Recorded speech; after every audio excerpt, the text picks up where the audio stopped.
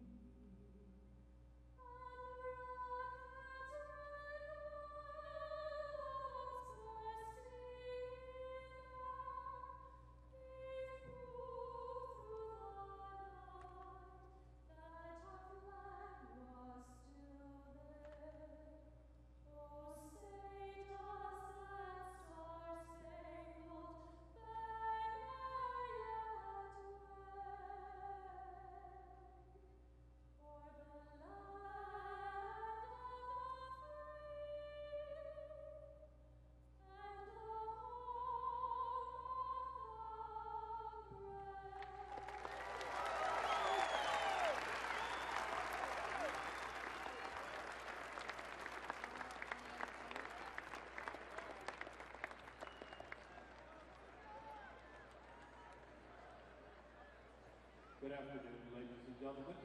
Indiana University welcomes you to the Assembly Hall for today's Big Ten basketball game featuring the Minnesota Golden Gophers and your Indiana Hoosiers. Today's starting lineups are brought to you by the IU Credit Union. First for the visitors for the University of Minnesota Twin Cities. Out of forward, a 6'2" senior from Gloucester, Ontario, Canada, number 15, Michaela Richey. The center, a 6'5" freshman from Stockholm, Sweden, number 32, Amanda Zwaller. Three-guard set for the Golden Gophers, 5'9", and a junior from Lakeville, Minnesota, number 1, Rachel Devon. A 5'10" sophomore from Eden Prairie, Minnesota, number 3, Shane Mullaney. And the final starter, a 5'10" senior from Harpers Ferry, Minnesota, number 21, Sari Noga. The head coach for the University of Minnesota in her 12th season in Minneapolis, Pam Borman.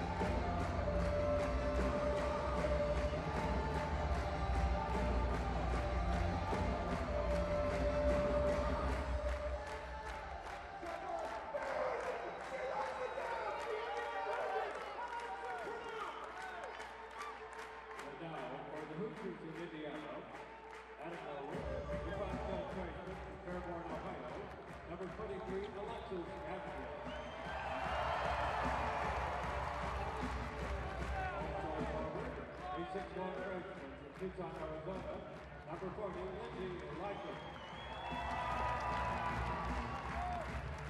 In the middle, she's a 6'3" freshman from Sheridan, Indiana, number 43, Jeff Anderson. The point guard is 5'5" freshman from Richmond, Kentucky, number 5, Leonard Brooks.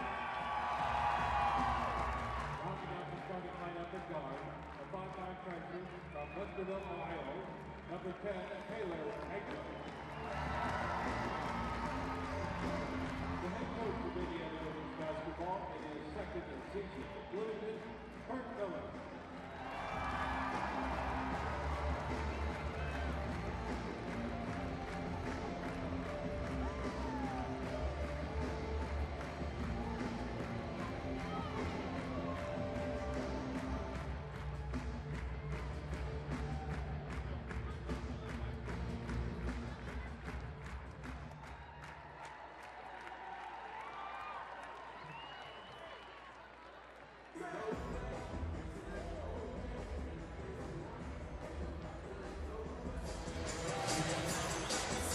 Welcome back to the game. We are here in Assembly Hall. I'm Josh Wachtel sitting alongside Quinn Saturday, and we have just been presented with the starting lineups. Kurt Miller shaking up the starting lineups, starting 5 freshmen today. Quinn, what do you think about this? Very interesting strategy. Indiana started out 1-3 in the Big Ten, so Kurt Miller trying to swap things up. Lindsay Lycum and Jen Anderson are in for Tabitha Gerardo and Sasha Chaplin. And we're ready for the tip. And Indiana controls possession. Jen Anderson winning the tip. Laren Brooks takes the ball up top. She's looking for an opening. Dishes to Gashin. Back out to Brooks. Big screen there by Jen Anderson. And Brooks takes it to the hoop, dishes it out. The 3. No good. Rebound to Minnesota, but Indiana comes up with the steal. Jen Anderson coming up with the steal there, and Brooks sets up the offense again. Lycum dishes to Gashin, who dishes back out to Brooks. With a nice move by Brooks, who lays it up, and it's no good. Tapped out, offensive rebound by Indiana. Number 10, Agler gets the ball. She hoists up a three, and it's good. And Indiana has started out the scoring with a three there by Alexis Gashin. Great job by Taylor Agler right there. She's shooting 39% for three, so when she saw that opening, she was going to let that one go. I'm sorry, that was Taylor Agler. That's my mistake. Download is Zahui here. Zowie, I'm sorry. The mid-range jumper is no good. Rebound by Taylor Agler, who takes it up court, fires it quickly, up and no good. Rebound by number 15, Michaela Richey. You need to make those on the fast break right there. For three, good. Rachel Banham knocks down the three. We mentioned early, Rachel Banham is one of the players to watch here for Minnesota. She was added to the Wooden Award watch list. She's one of the best players in the country this year. She's shooting 47% from the field and 47% from three-point. That's crazy. Agler kicks it out. No shot there as Lycum hoists up a three, and it is good. Lindsay Lycum actually came in as the top-rated recruit in this freshman class.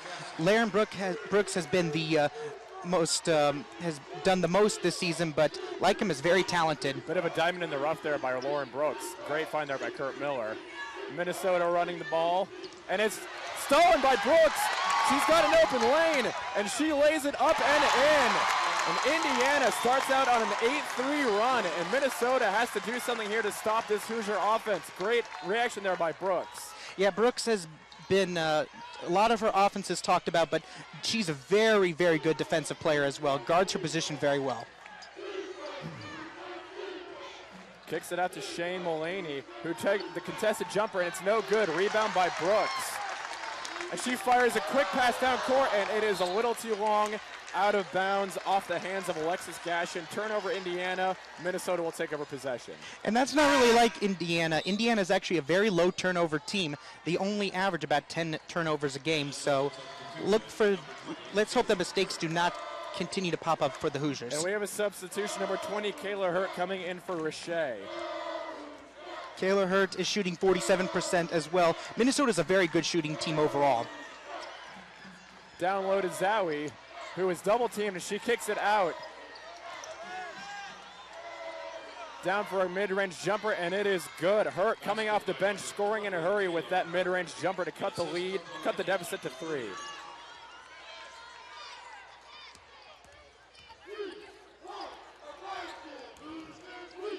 Jen Anderson with the ball up top. She dishes it to Brooks.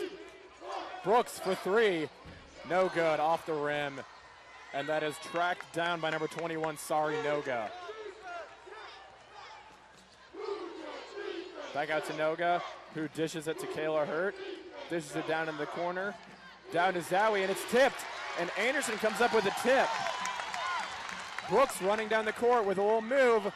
Kicks out. Back to Brooks. Anderson with a mid-range jumper, and it's no good.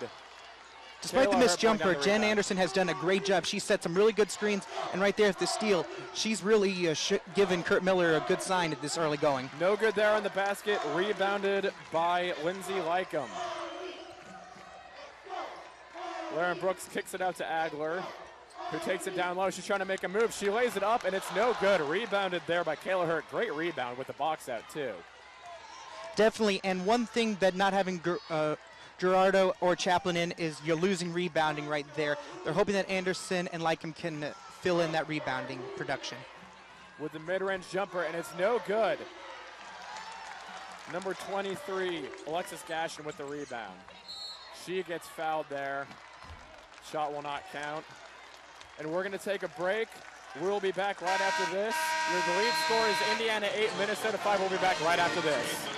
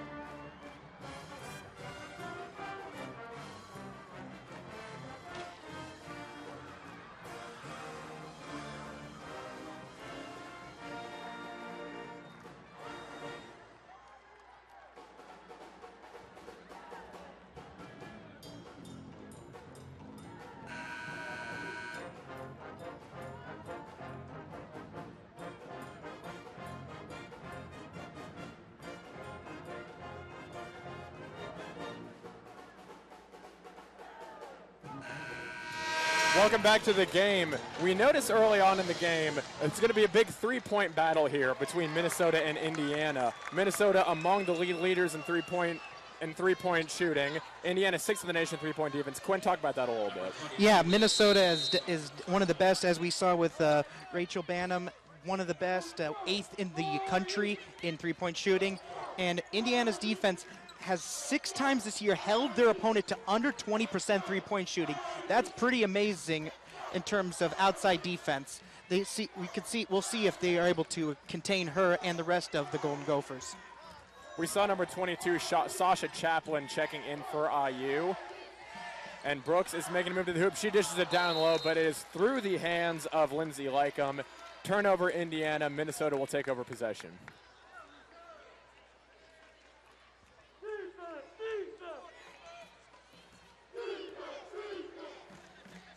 And overall, I'm a little surprised right now that Banham hasn't taken over to the point. It seems the rest of the team is struggling. They're going to need her to score a lot more than she usually does. Down low to Banham, who kicks it back out to Kayla Hurt, who dishes it over to Shane Mullaney. Sarinoga down low, double team there. Michaela Richey double team there. A contested follow-away jumper, no good. Offensive rebound to Minnesota, and they're going to kick it back out to Banham. She's going to set it up for another go at it. Double team there on Banham. Banham up and in, no good. She drew a little contact, but no foul call, and Indiana comes down with the rebound. That was Chaplin who just checked in. Like I mentioned, for 3, it's one number 23. Alexis Gashion is no good from 3, and Minnesota will take over the ball. Quinn, it seems like Indiana is doing everything they can in order to stem Rachel Banham, double teaming her so she can't get a move on the lane there. Oh, and that's a mid-range jumper knocked down by Kayla Hurt. Cuts the deficit to 1. What are your thoughts about Indiana's game plan, trying to focus on Rachel Banham? Well, it's the right game plan to do, especially when you average 22.5 points a game and shoot 47% from the floor. Oh, what a move, up and under by Taylor Agler. Beautiful move there, and Indiana takes a 3-point lead, and the pass goes awry, but Mullaney is able to track it down and kick it back out to Banham, who's going to set up another try at it.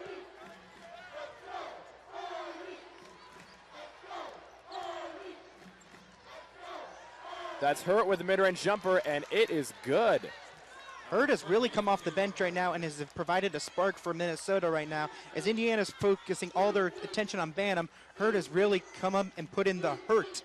Oh, Lauren Brooks from not quite outside the three-point line, but close, but she is no good. And here's Banham running the point again. And she makes a move to the hoop, mid-range jumper up and in after bouncing off the rim. And I think Indiana should either get a timeout or try to get a set play going here. Minnesota has taken the lead for the first time in the game. We'll see if Indiana is able to stem the tide here. And they are a little bit. It's number 23, Alexis Gashion, knocking down the contested jumper to give Indiana a lead once more. And she's really improved over the last couple of games, really becoming a little bit of a second banana to Lauren Brooks on this team. The down low shot by Michaela Richey is no good, and they're going to call a foul. It looks like against Minnesota, so Indiana will take over possession. And we're going to have some substitutes here. We have Nicole Bell coming in. We have Carly McBride coming in. And Andrea Mize is the third sub. Kurt Miller going with a very new look here as Bell runs the point.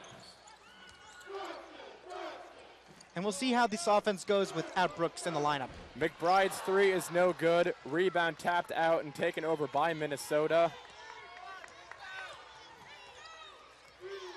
Banham getting a breather here too as Shane Mullaney has started to run the point. Mid-range jumper on the way, and it is good by Kayla Hurt. After a slow start by Minnesota's offense, they've started to knock down jumpers from the perimeter.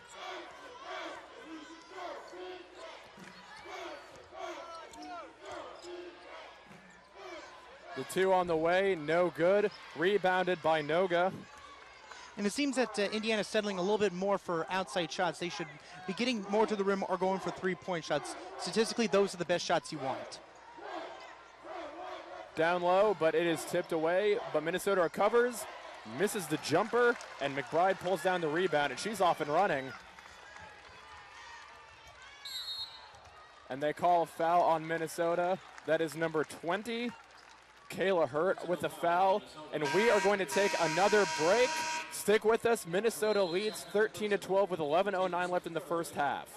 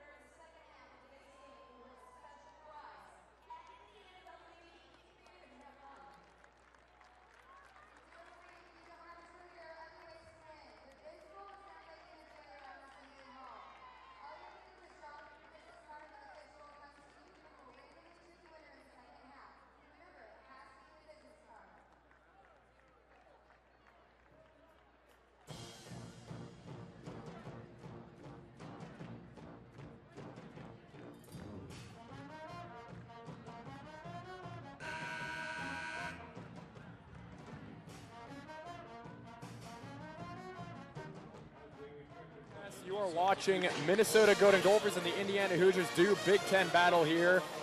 The score is Minnesota 13, Indiana 12 with 11 minutes left in the first half. Quinn, after a quick start by Indiana, Minnesota has come back and taken the lead. What does Indiana have to do to get back in control of this ball game? Well, they need to be more patient with their shots. They're shooting as soon as they get open. They need to make sure that they actually get good shots. Also, one of the big reasons that Minnesota is ahead right now is that Bantam is beating right now Laren Brooks 5-2 right now in the points right now. We talked about Laren Brooks needing to get to double-digit points to get this Indiana offense going, and it just hasn't so far. You saw that graphic up on your screen. Those are arguably the team's most important players, Brooks and Bantam, running the point here, and that's a foul called against Minnesota. Personal foul for Minnesota, number 20, Kayla Hurt. Her first personal. That's Hurt's first personal, the fourth team foul on Minnesota. So Indiana is already approaching the bonus. That's 0 team fouls for Indiana. Down low to Anderson, who puts it up and in. Strong move there by the freshman.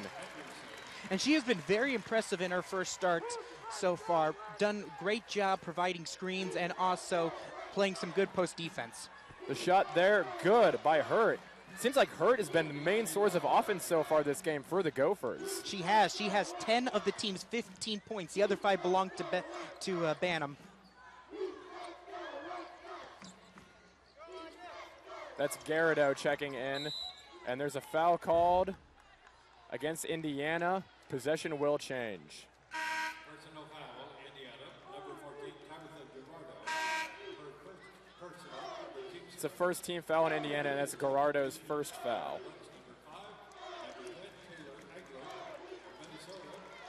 Gerardo, the senior transfer from Valparaiso, has done a really good job of adding extra senior leadership this year to this young Hoosier squad. She certainly has, and she was very productive at Valparaiso, averaging 15.5 points per game and over 9 rebounds. Valparaiso is sorry to lose her, as Kayla Hurt misses the jumper, and a scrap on the ball for the ball, and it's going to stay with Minnesota. Alternating possession. Nice effort there by Minnesota there to keep possession of the ball. And that's one of the great things about women's basketball that's very underrated is how hard that these women work for the ball right there. You will see a lot of jump ball possessions right there as they will sacrifice their bodies just to get to the ball when it's on the ground. These women are very competitive. That's a nice pass by Zowie. A beautiful pass after battling with Anderson. I guess Zowie's showing us that she can pass the ball too, not just defensive and rebounding, she can pass too. McBride with the ball. And Brooks trying to make a move but can't go anywhere, back out to Anderson. McBride makes the move to the hoop, lays it up, and it is blocked by Zowie. And Michaela Richey is coming back in, as is Sari Noga for the Gophers.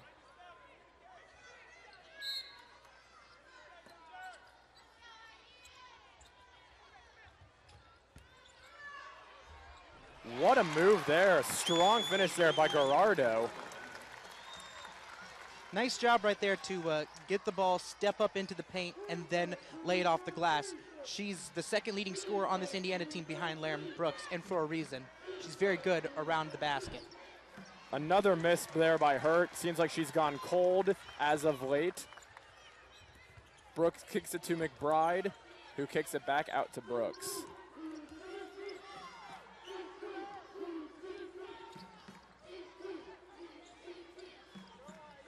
Gerardo with the ball up top. She dishes it back to Brooks,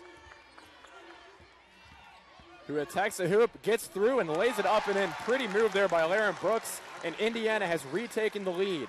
And a good double screen down low by Jen Anderson and Tabitha Gerardo right there to create that lane for Brooks to drive baseline.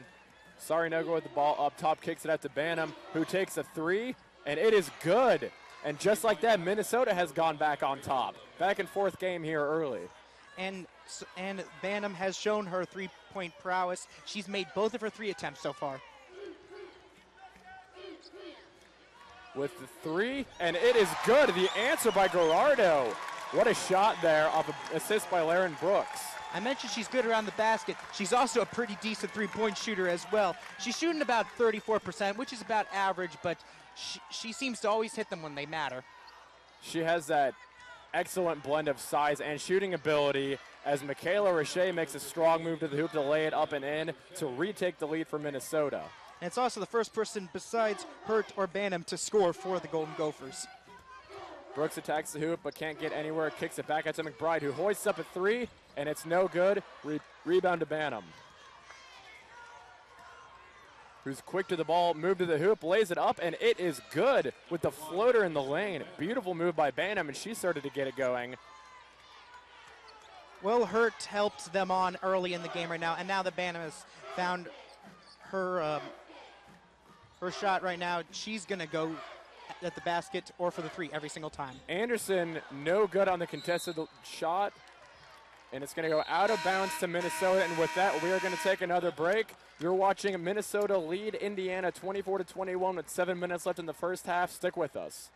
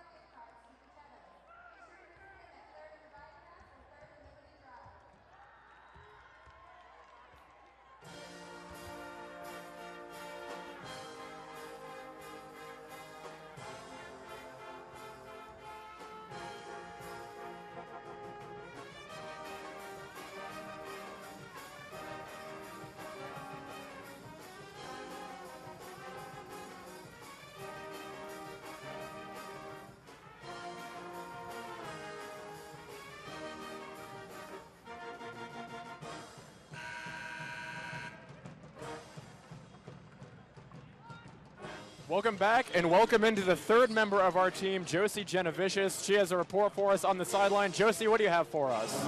Thanks, Josh. And a name you guys have been throwing around a lot has been Lindsey Banham, who was just yesterday named to the Wooded Award watch list, which obviously is the most prestigious award in college basketball. But not only is Banham leading the team in scoring, she recently just eclipsed 1,500 points. But she's not done yet. She's looking to eclipse former Minnesota great and current WNBA player Lindsay Whalen on her way to Gopher history. Back to you guys. Thanks for that, Josie. And the aforementioned Banham with the ball dishes down to the corner to Sarinoga, who takes it up, lays it up, and it's no good. Rebounded there by Alexis Gassion. Brooks running the point. Looks like she wants to shoot but doesn't, and then gets it stripped. Banham comes up with the loose ball, and she's off and running. She dishes it down low, up, and no good there. But number 15, Michaela Richey, pulls out the offensive rebound and gets fouled.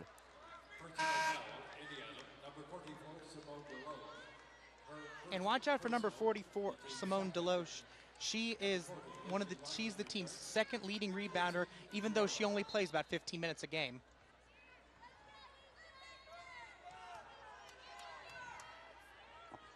Noga kicks it down low to number 1 Bantam.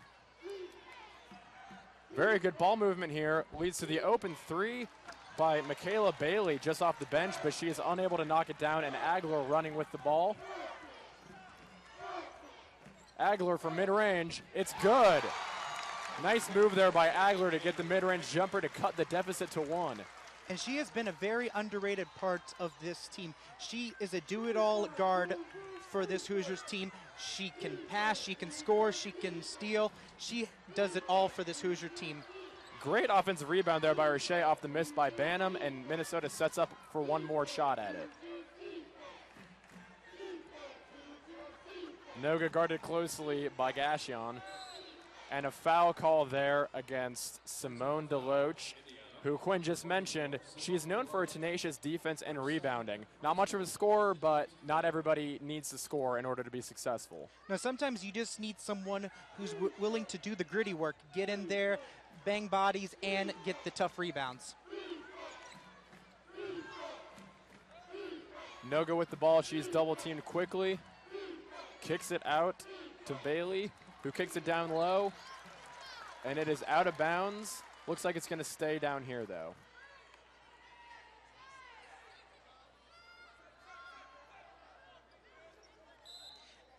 And with Bantam being the inbounder, it'll be very interesting to see who's going to pick up the offense or if they're going to give it right back to her.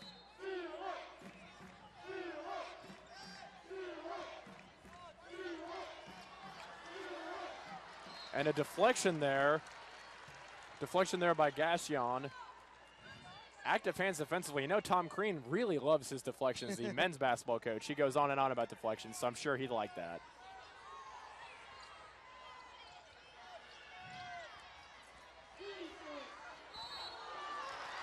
And that's a charge against Michaela Roche. And it is going to go the other way. Indiana takes over possession.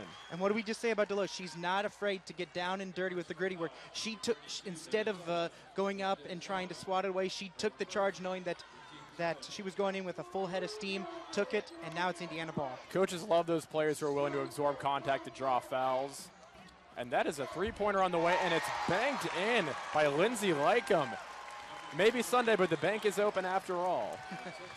Lindsay Lycum is only shooting 14% from 3, but she hasn't shot a lot of them. So that's evidence that she is a good three-point shooter. She just hasn't gotten a lot of good looks. Brooke with some tight defense on Mulaney, and it's tipped away, but straight to Amanda Zowie, who lays it up and in, and it is a tie ball game, 26-26. We're approaching 4:30 left in the first half. Brooks from downtown, got it! Indiana takes the lead.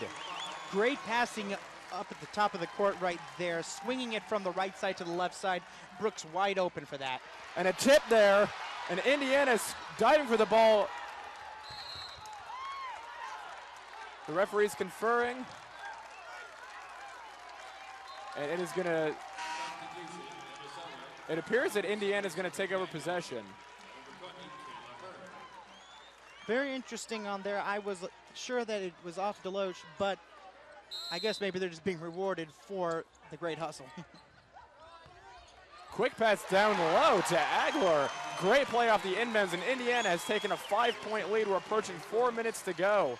Can Rachel Bantam get this, team back into the lead? Great cut right there by Agler right there on the inbound pass. Not expecting her to be right near the hoop.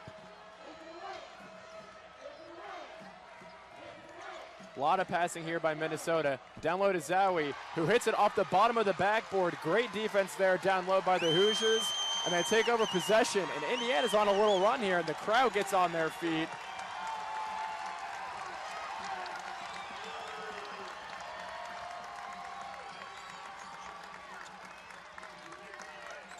Agler with possession. She takes it to the hoop, but walks it back out. 3 on the way, and it's no good. Rebounded by Zowie, and Minnesota's going to attempt to cut into this lead a little bit. Bantam strong to the hoop, draws the foul. She will go to the line to shoot a pair. And with that, we're going to take a quick break. When we come back, Rachel Bantam will shoot 2 free throws to try to cut into this lead. Indiana leads 31-26. Stick with us.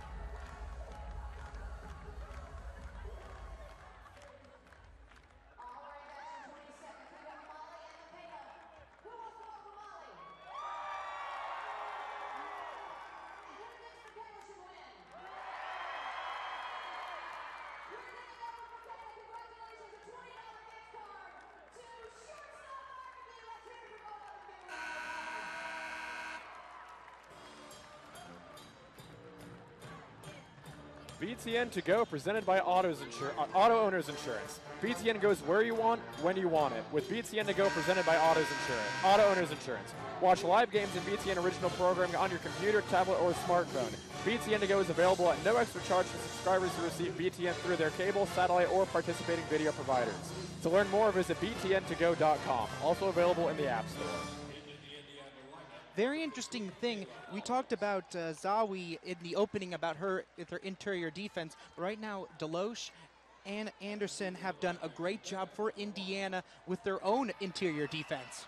Certainly very physical down low, as we saw there. Anderson and Zawi particularly going at it as Banham knocks down the first free throw. Banham is, like I said, in the top 10 of free throw percentage made. She makes 86.4%. And she proves her prowess at the free throw line, knocking down both of them to cut the Indiana lead to 3. We are approaching 3 minutes left to go in the first half as Laren Brooks takes the ball up court.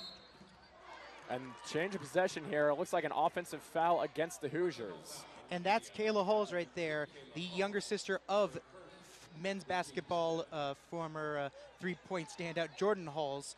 She's had a little bit of an on and off year kind of thing.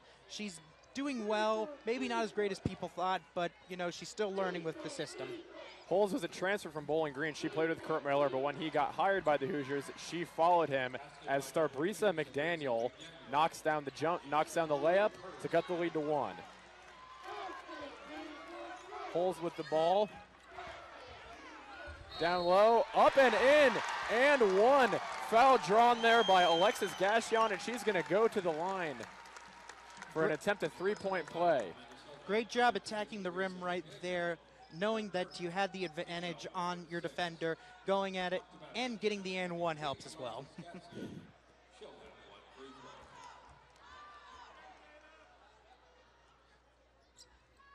It's funny as it is, we've actually, the first 18 minutes of this, 17 minutes of this half, no foul shots. We just gotten 3 foul shots in the last minute. Minnesota started out with 4 team fouls very early on, but they've done a good job of limiting their fouls as Banham takes it strong, kicks it out, 3 on the way, no good.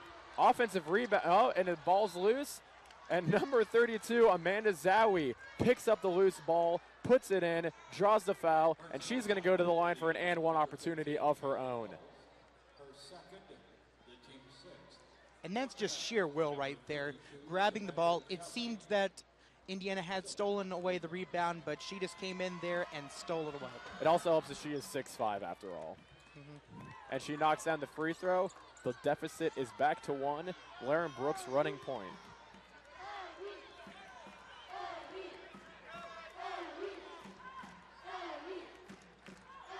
Hoosiers very vocal offensively as they try to set up their offense.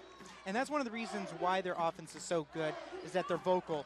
You hear a lot of times that offenses don't communicate with each other. Kurt Miller makes sure that his offense communicates with each other. Brooks, 3 on the way. No good, off the rim. Zawi pulls down the rebound. High pass, but it is pulled down by Banham.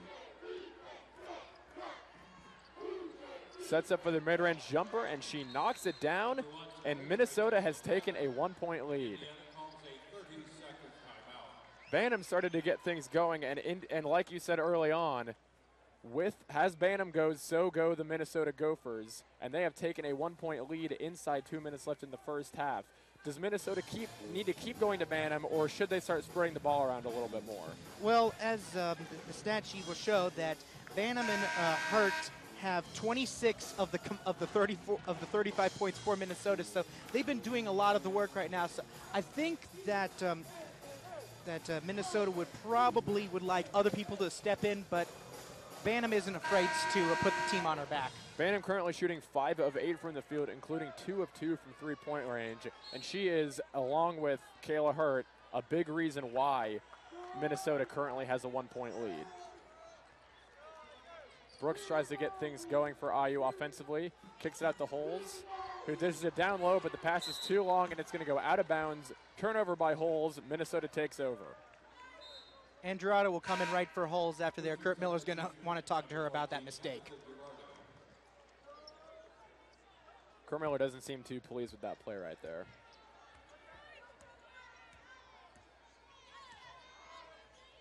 Of course not, a waste of possession. Yeah, exactly. Noga guarded by Brooks, kicks it out to Banham, who takes it strong to the hoop.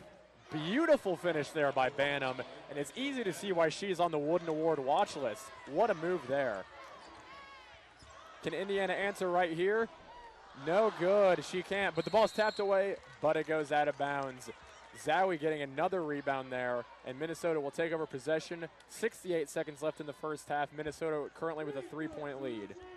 Though surprisingly enough, Zowie only has 4 rebounds right now. She averages around 11 a game, so it should be interesting how if she's able to get those in the second half.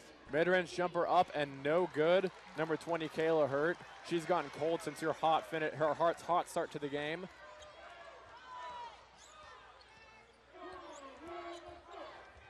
Mid-range jumper looks like someone got a piece of it, but Indiana pulls down the offensive rebound. Ball is tipped out of bounds by Sari Noga, and Indiana will retain possession.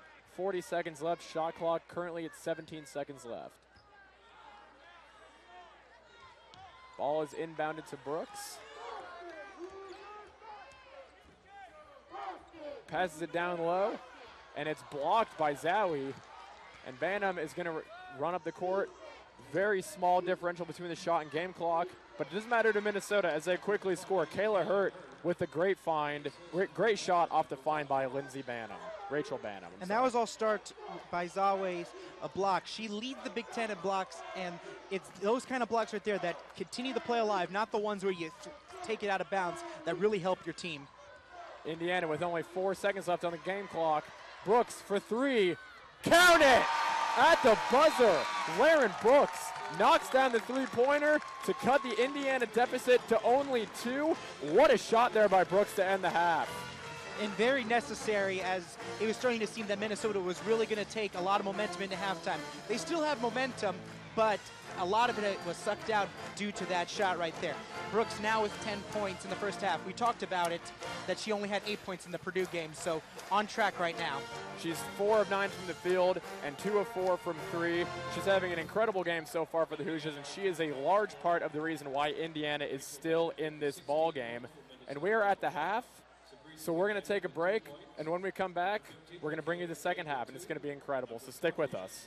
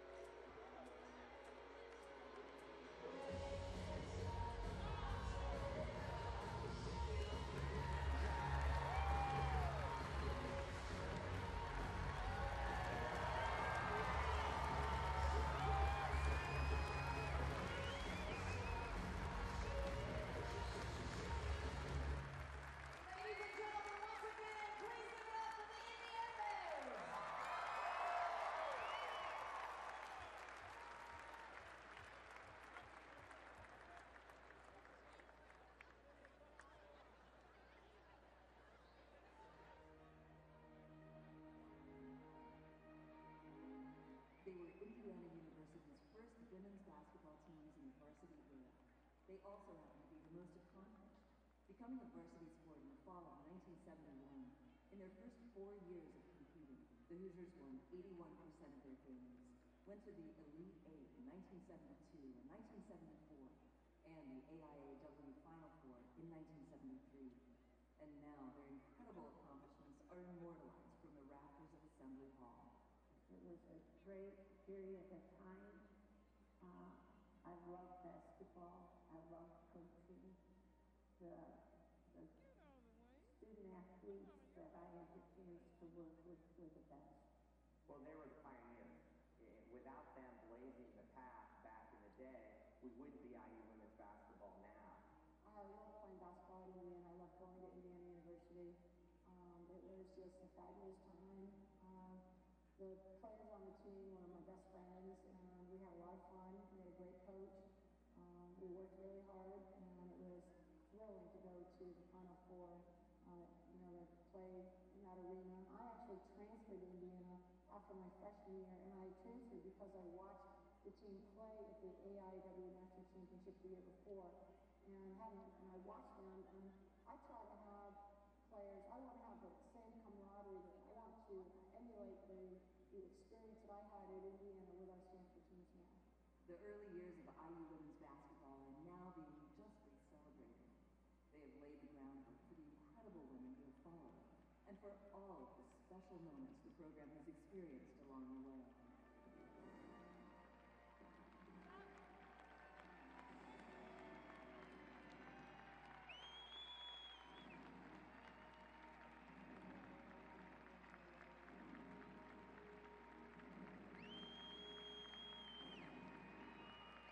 The Hoosiers of 1971 through 1974, the greatest era ever for IU women's basketball. A team for all time.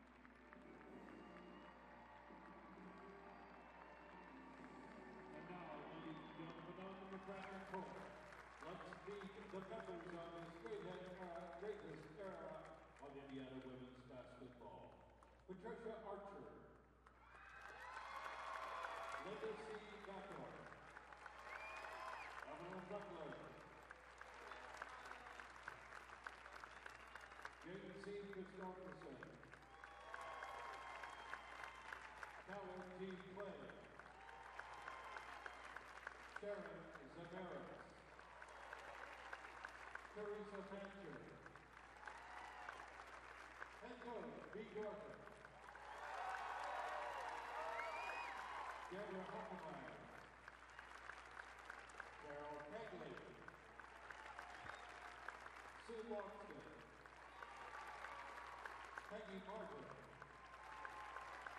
Linda Moore, Sheila Northcutt, Debbie Orr, Donna Halliday, Nancy Dietrich, Deborah Howard, Bella Price, Shirley Switzer, Luann Stevenson, Catherine Unman, and Teresa Winchester.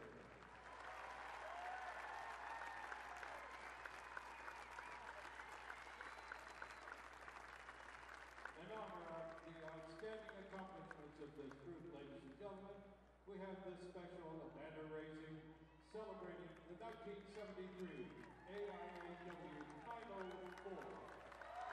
Long may the 73 Hoosiers. Ladies and gentlemen, your Indiana Hoosiers!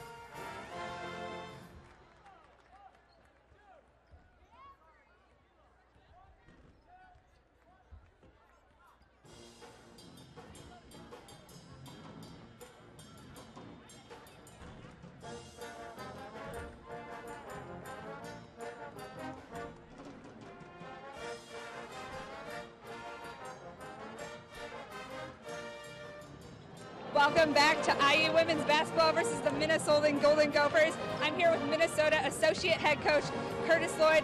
And Coach, Indiana threw a couple of very different lineups at you guys. How do you think your team responded? Well, I just think we did a good job after that first 4-minute segment. And then after that, just reversing the basketball and trying to make easy shots in the paint.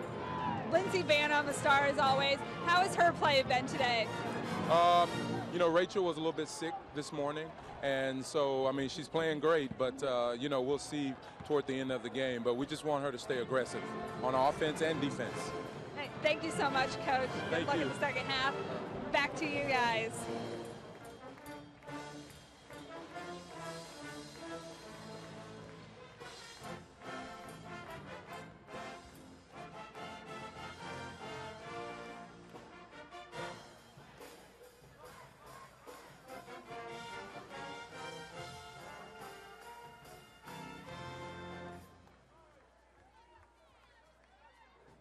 Welcome back to Assembly Hall. You are watching BTN Student U. I am Josh Wachtel, sitting alongside Quinn Saturday.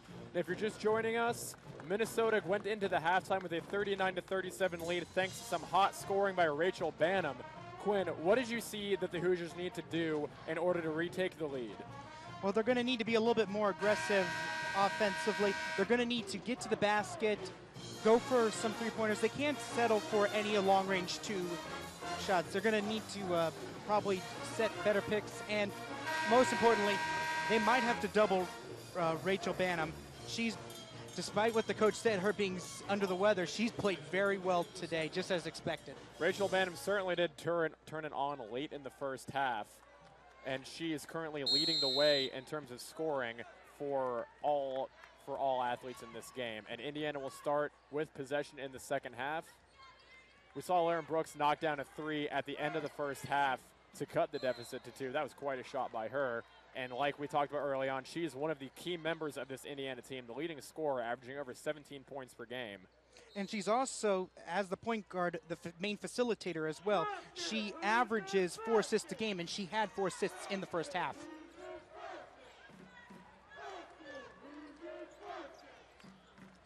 That's number 23, Alexis Gassion, who kicks it out to Taylor Agler. Back to Gassion, who kicks it down low to Anderson, who goes up and in, but it's no good. Minnesota takes over possession. And those kind of possessions are okay. That was a high percentage shot. It just happened not to go in right there. Those are the kinds of shots you want right now. It's down low to Zowie. Turns around, hook shot, up and in. Beautiful move by the 6'5" freshman out of Stockholm, Sweden. Yeah, she's very talented. We talked about her rebounding. She's also the second leading scorer on the team as well. And Brooks is rejected there by Michaela Richey. Indiana will retain possession. 19 seconds left on the shot clock.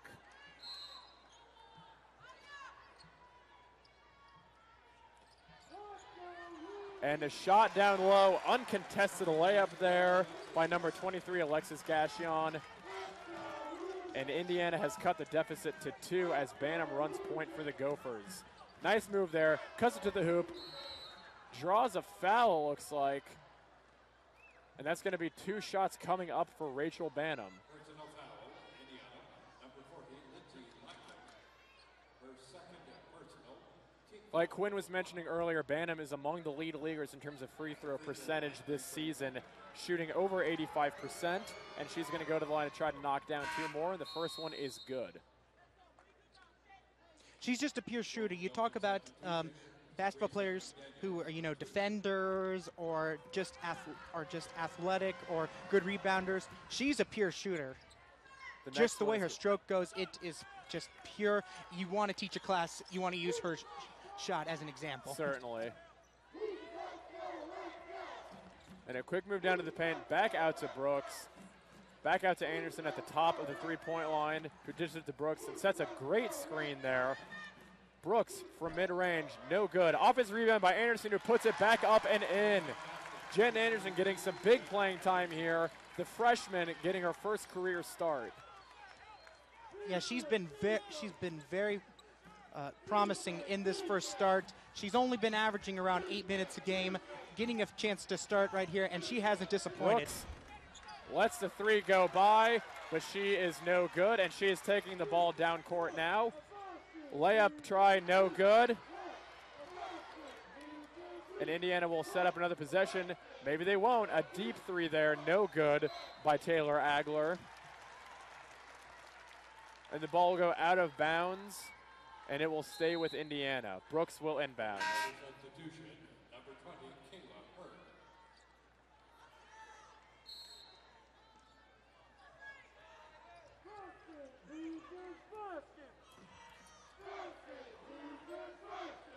Over to Agler. And the loose ball dives for it as Jen Anderson, but it is out of bounds.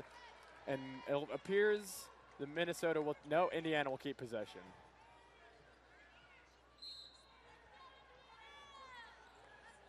Brooks with the ball, under 20 seconds left on the shot clock. Brooks attacks, mid-range jumper, no good off the rim, rebounded by Stabrisa McDaniel. And Bantam will take the ball up the court. And those are the kinds of shots you do not want right now. There's those mid-range shots. You want to get either close to the rim or a three-pointer if you're going to shoot far away from the basket. It's a great rebound there by number 23, Alexis Gassion, and Brooks takes over it and runs the point. Kicks it to Anderson at the top of the key, who passes it out, and Anderson will go try to set up down low, try to post up on Zowie, but no look there. And the ball is tipped there by Sari Noga, but it goes out of bounds, and it will stay with Indiana. And we have seen number 44, Simone Deloach, check into the ballgame for Anderson. Very interesting decision that Anderson was doing pretty well, but it seems that Coach Miller wants Deloach in there for some tough interior defense. Brooks attempting to inbound, and she finds somebody and then gets the ball back. Quick move to the hoop, and she throws it nowhere, out of bounds. Turnover by the Hoosiers. Minnesota will take over possession. Seems like Brooks just went a little too fast for herself there. And that's the third turnover for Brooks in this game. Not very characteristic of her. She's really usually careful with the ball. Sometimes she goes for a little flashy pass here and there, but she hasn't been accurate with them today. Stabrisa McDaniel takes it in, misses the floater, and it goes out of bounds. Indiana will take over possession. Luckily for the Hoosiers, Minnesota hasn't seemed to be hitting the mark so far in the second half either. Bantam has yet to get going in this half so far, and she was, like we've said, the key factor to Minnesota's early lead. Three-pointer on the way, no good there, and it's offensively readed by she gets it stripped from her. That was Carly McBride who gets the ball stripped from her, and Minnesota takes over possession. Kick out to Noga. Good ball movement there by Minnesota, but the shot is no good by Kayla Hurt. Kayla Hurt was crushing it early on in this game, knocking out everything she took, it seemed like, but she has gone cold since then. As Brooks takes it into the hoop, the floater is no good. Offensive rebound there. Ball is tipped. Minnesota does not get possession. Indiana will maintain, and Taylor Agler will walk it out, kick it back out to Brooks to set up a play.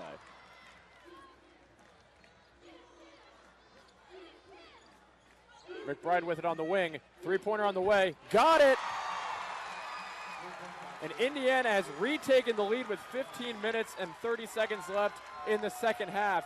And Bantam tries to answer quickly, but she travels. Turnover Minnesota. Indiana will retain possession, and there is a timeout. And with that, we are going to take a quick break. We'll be here at Assembly Hall, ready to bring you more second half action after these messages.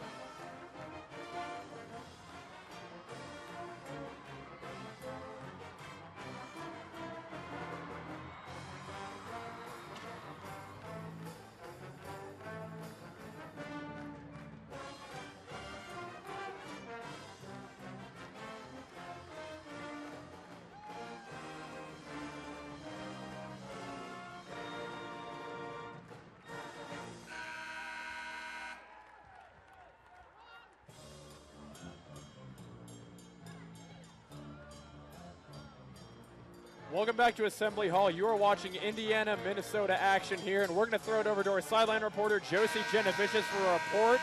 Josie, what do you have for us? Thanks, guys. Just a few moments ago at halftime, IU honored what has been called the greatest era in IU women's basketball by raising a banner for the 1973 AIAW Final Four team.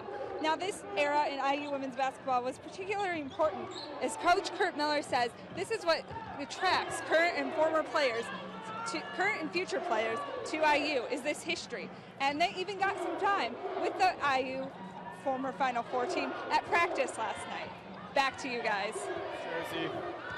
And Indiana with the shot clock running down. There is a foul called against Minnesota. Carly McBride draws the foul. And McBride has been really impressive. She's actually a 37% foul three-point shooter, and she had missed her first two, but she didn't hesitate on the wing during their last possession, and she was able to draw the foul when the shot clock was going down. She's having a great second half. McBride currently with 3 points. And what a shot there by Simone Deloach. The up and under draw contact still gets it to go, and Indiana takes a 3-point lead. Just because you're a defensive specialist doesn't mean you don't know how to score. That was a great job by Deloach. Pass down low to Zowie, who rattles around the rim, but it goes down. Great move there by Zowie to get the bucket to go.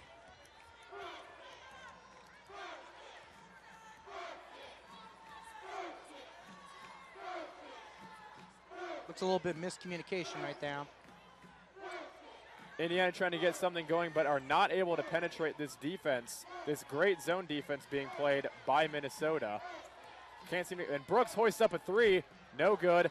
Offensive rebound by McBride, and she draws the foul. She drew a lot of contact there, and McBride has drawn 2 fouls in just a couple of minutes. Yeah, like I said, she's being really aggressive right now. In the first half, she wasn't doing really well. She was 0 for 4, and 0 for 2 from 3. This half, she's really come out strong, drawing fouls, making shots, doing a great job for the Hoosiers, who now lead this game. Brooks shoots it from 3, got it! She's good from 3, and Indiana takes a 4-point lead. Brooks has really turned it on offensively after a bit of a slow start. Yeah, Brooks is a really great three-point shooter. She's a 41% three-point shooter. Noga long on the 3, doesn't even draw iron, and it goes out of bounds. Indiana basketball.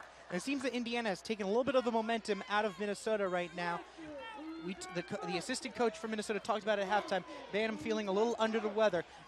You start to wonder if adrenaline took over in the first half and if she's starting to slow down here and the rest of the offense is out of sync without her. McBride gets rejected there by Zowie. Minnesota recovers the loose ball and draws a foul. That will be Indiana's second team foul so far this half.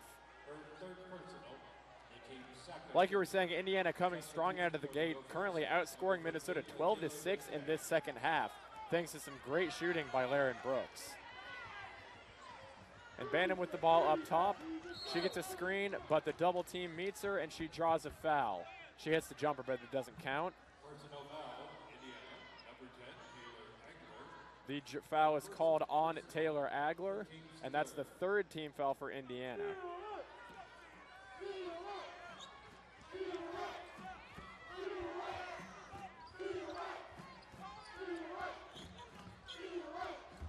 Bantam attempts to make a beautiful move into the lane, but she is unfortunately not able to knock down the shot. Definitely a pretty move, though. As Brooks with the ball up top, she kicks it down low to Deloach, who lays it up and in. Great find there by Laren Brooks, and a great finish there by Deloach to give Indiana a 6-point lead. We talked about Laren Brooks' shooting, but her passing is also very impressive too, especially right there. Yeah, like I said, she had 4 assists in the first half, so even though she wasn't shooting the ball very well, she was still being a good facilitator. The shot no good there by Hurt, and Deloach tracks down the rebound, gives it to Brooks, who is running point. She's setting up the offense here for the Hoosiers. And something very interesting, when you usually see a point guard leading a team in scoring, you think, oh, they're a shoot-first point guard and that kind of stuff. But she gets the assist, she leads the offense too, so she's a complete point guard, not a shooting point guard. She does it all for them. Minnesota running a zone defense here, and Indiana is seemingly unable to penetrate it, but then they penetrate it, and McBride knocks down the mid-range jumper, and all of a sudden the Indiana lead is up to 8.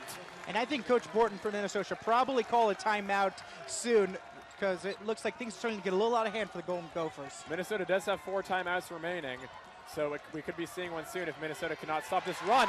Stripped by DeLoach. Lauren Brooks running up court. Attempts to lay it up, but she draws the foul, and she will be going to the line to shoot 2.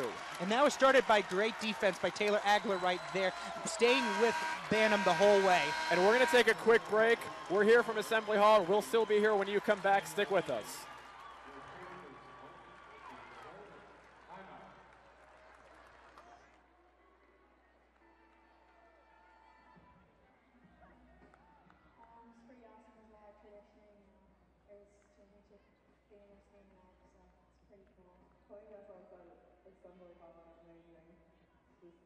There's so much tradition and history behind it. It makes it an awesome feeling.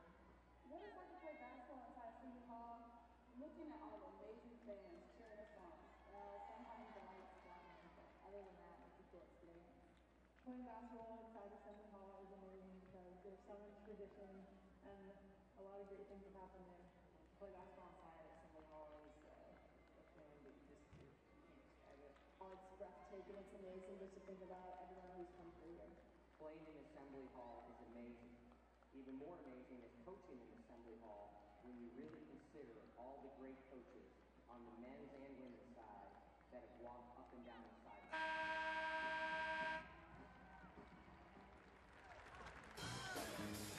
Welcome back to Assembly Hall.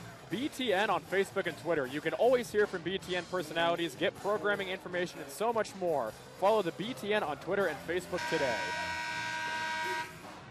Quinn, it seems like Minnesota has been a 2-person team for so far today. Rachel Banham, like we said, and Kayla Hurt with a hot start. Who needs to step it up apart from these two in order to get Minnesota back into this game? Well, Sari Noga is the 3rd leading scorer on this team, averaging 8 points a game over the season, but 12 points a game in Big Ten play, and she has nothing right now in this game at all. She is 0 for 4, 0 for 3 from 3-point range. She needs to step it up for Minnesota if they want to come back and win this game.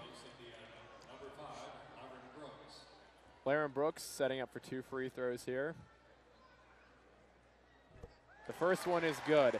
Interestingly, Minnesota is actually shooting better from the field than Indiana. They're shooting 44%, while IU is only shooting 42%. But Indiana has made 6 more 3-pointers than Minnesota has. So do you think that's going to turn around for Minnesota? Do you think they'll start hitting perimeter jumpers? Well, we talked about Indiana's great 3-point defense right now. After a hot start by Minnesota, they're only hitting 33% of them right now. So it'll be interesting to see if Indiana's defense holds on that or if Minnesota can get hot again. Our pregame matchup to watch, Indiana's 3-point defense versus Minnesota's 3-point shooting. Seems like Indiana is so far winning the battle, but we still have 11 minutes and 39 seconds left in this game, so that could change quickly as Minnesota is about to inbounds the ball. Sari Noga to get it in, and she gets it to Banham successfully.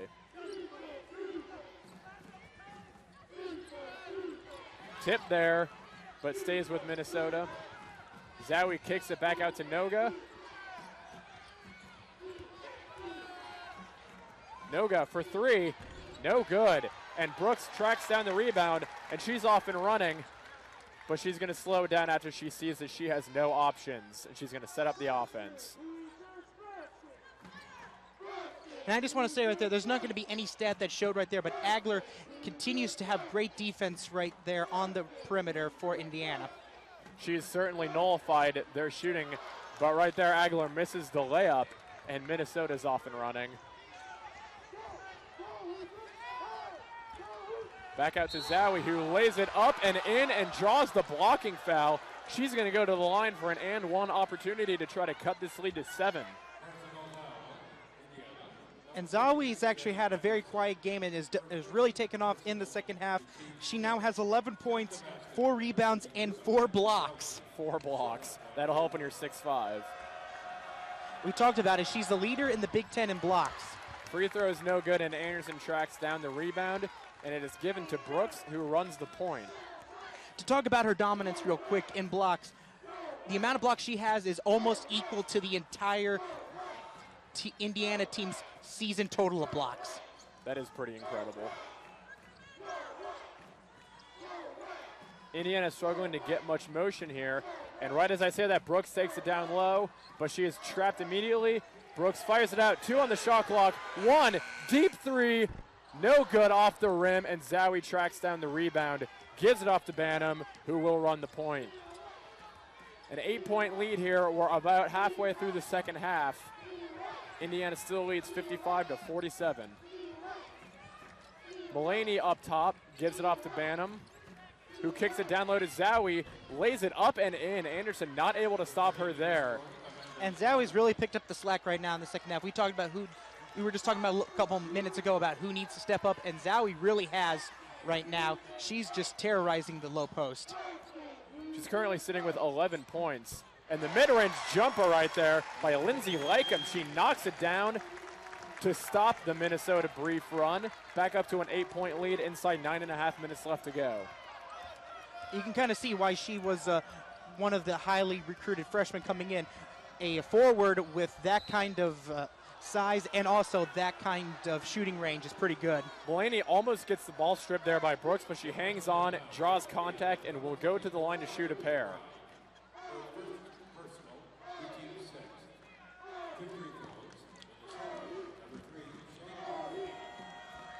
Minnesota currently, no, that's not. They're 5 of 6 from the line.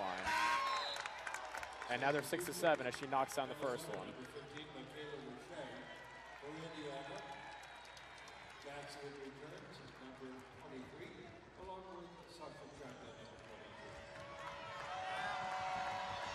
She hits the second one, and it's a 7-point lead for Indiana. Going to the little press here, Minnesota is, but Indiana is able to beat it. Brooks gets the ball across the timeline, and she will set up the offense. Very interesting strategy, and I kind of like it for Minnesota right there to try to tire out this Indiana team. Certainly aggressive on defense, trying to force turnovers to maybe get back into this game quickly. They're already playing stifling defense, preventing any shots from going off. Brooks kicks it out to Agler for 3. Count it. And just like that, it's a 10-point lead after the made 3 by Taylor Agler, the freshman out of Westerville, Ohio. Zowie draws a double team, and she throws it away off the hands of Shane Mulaney. Indiana forces the turnover and will take over possession. And with that, we will take a quick break here. You're watching BTN Student U, Indiana versus Minnesota here at Assembly Hall. We'll be right back.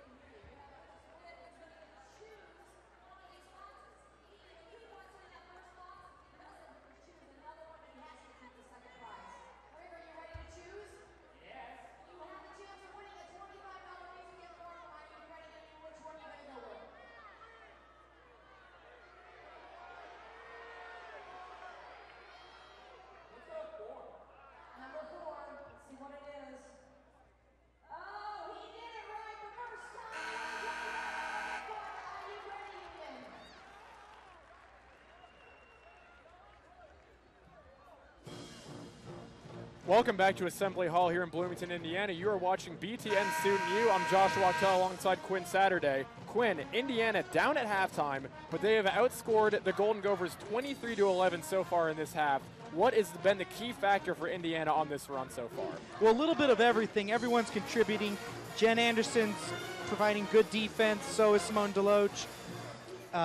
Laren Brooks is on fire as well, doing great decisions, either shooting or passing the ball. And Taylor Agler, I think, has been the key right there. She's had a couple of big shots in this half, and also really good defense on Banham right now, holding her to only 2 points this half. She may be the unsung hero of the game just for that reason.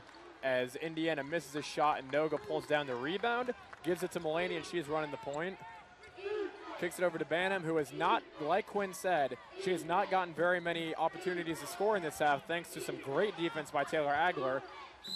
But she goes up and under, draws the foul, knocks down the shot, and she will go to the line for one. Seems like I spoke too soon on Banham not contributing very much this half.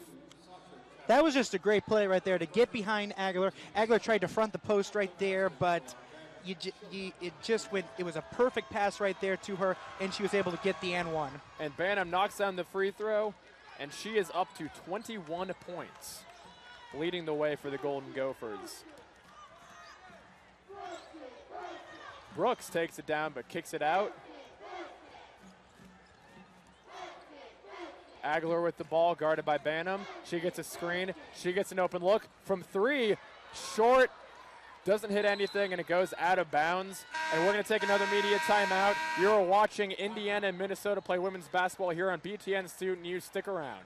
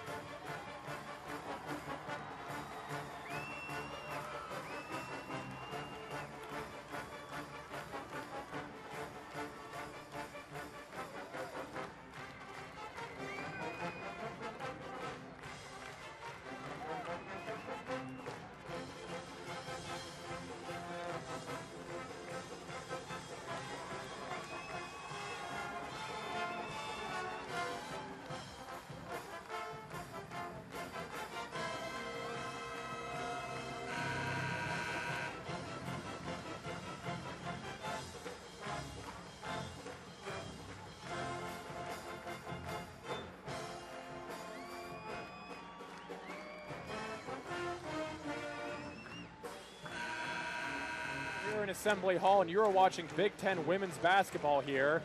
Let's talk about the upcoming schedule a little bit in the Big Ten standings. Right now, if you look at your screen, you can see Michigan State undefeated at the top. Near the bottom, Indiana and Minnesota are tied at 1-3 in conference play. This one would be huge for either one of these two teams in their quest to maybe lock down a Big Ten regular season title. Quinn, what are your thoughts? I think more than the Big Ten title is more of a trip to the NCAA tournament, at least for Indiana, that would be a big step for Kurt Miller in his second year. Of course, Minnesota has been there before, and that hopefully that they could get there again. And there's a stoppage in play, and the Minnesota coaches are calling their players over. Looks like they're going to review something. Yeah, it looks like they're about to review something. I'm not exactly sure what it was. Shot clock. It looks like a shot clock issue, as it is now set to 13 seconds, and Minnesota will still have the ball. It's 60-53. Indiana leads with just under 7:30 left in this ball game. Banham will inbounds to Noga. And Noga is still held scoreless in this game. Bit of physical play down low. Minnesota, it appears, the foul has been called against them, as Agler is slow to get up. She took a big hit there, but she looks okay. And possession will change. Indiana will get the ball after that offensive foul. Very tough, very physical defender right there. Took a big hit right there from Banham trying to get post position right there. Right call on the offensive foul, though. As you just saw, Banham did not necessarily agree with that call. And that's an illegal screen on number 40, Lindsay Lycum.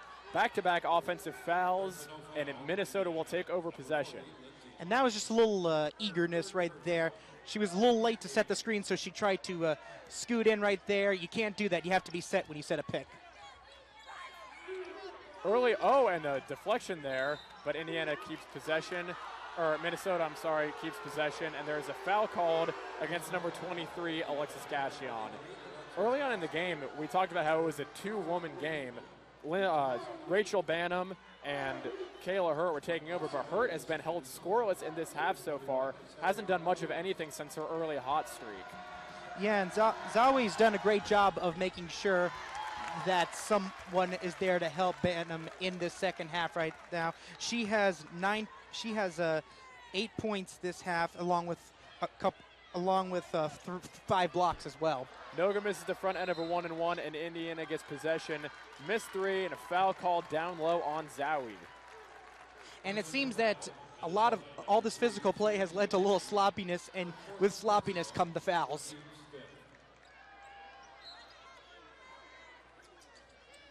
Indiana currently has 9 fouls so far in this half. They have to be careful if they don't want Minnesota to get back into this game from the free throw line. Like we said, they are great from the line. Rachel Bantam among the league leaders in free throw percentage, and she is 5 for 5 today.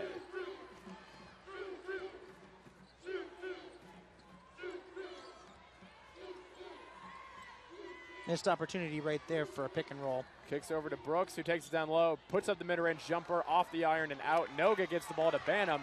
She's running down court. She makes the move. The layup up, no good. Rebounded there by Agler. And Lauren Brooks is off and running now, trying to get the pace up of this game a little bit. Three-pointer on the way, no good. Offensive rebound by Lycum. And there is a alternating possession, will give the ball to Minnesota. As Stabrisa McDaniel checks into the game for Shane Mullaney.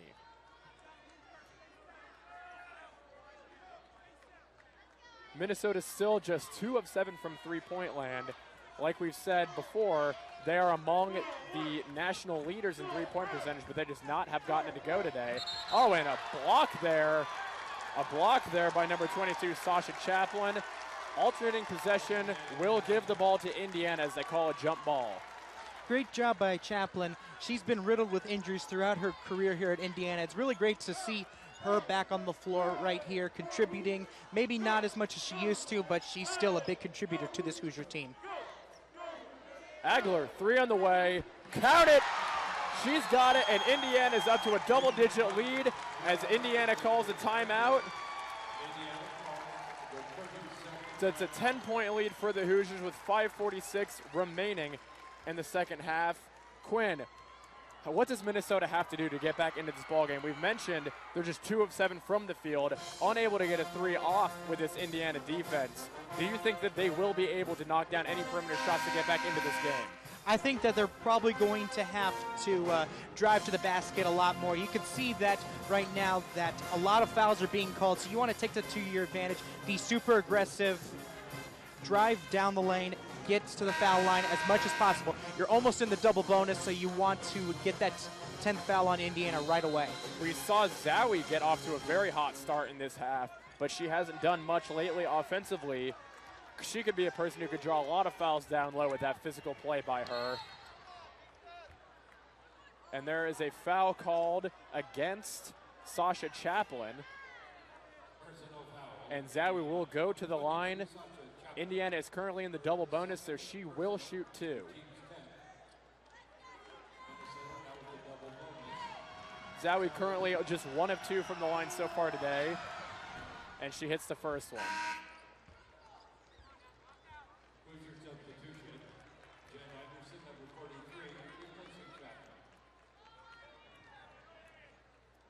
And we talked about freshmen starting this game. Right now, we're in crunch time right now, and Kurt Miller has put those 5 freshmen back in the game. Showing Kurt Miller has a lot of faith in his young talent here on this team. This game could be very important for them in terms of growth as players and as a team. As Agler gets the ball, she kicks it down low, up and in, but no good. A little too eager right there for Lycum Lycum right there. Lycum wanted it, but she was unable to get it to go down, and Minnesota is going to try to cut into this lead. Bantam kicks it out, 3 on the way, got it. It's number 21, Sari Noga, knocking down the three-pointer, and all of a sudden, Indiana's lead has been cut to 5 with just over 5 minutes left in this game. And I guess better late than never, Noga getting her first points of this game. A big crucial one right now. Quick 5 points for Minnesota after the timeout has them right back in this game. Just the 3rd three-point made by Minnesota compared to 10 for Indiana. Easy to see how this game has gotten to where it is. Minnesota 9 of 12 from the free throw line, while Indiana's only shot 3, but they have made all 3 of them. Indiana also currently winning the turnover battle, just 7 to 8 for Minnesota.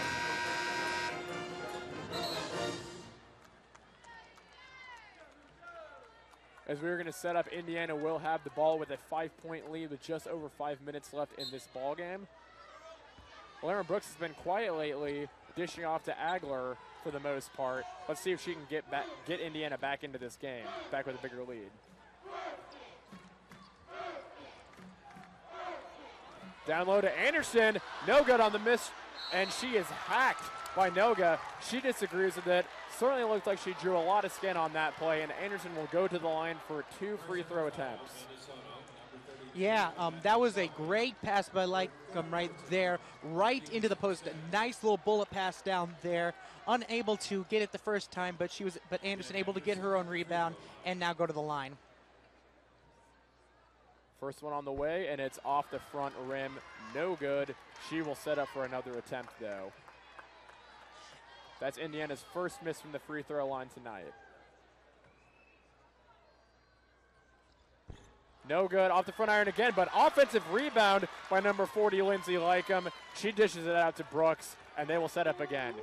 And like I talked about, Lycum was actually the highest rated recruit from this freshman class, and she's starting to show a little bit of the potential. She didn't play a lot in the first 17 games, but right now she's showing her ability and why she's going to be a star either later this year or in the years to come for Indiana. Brooks down low to Anderson, who puts it up and in.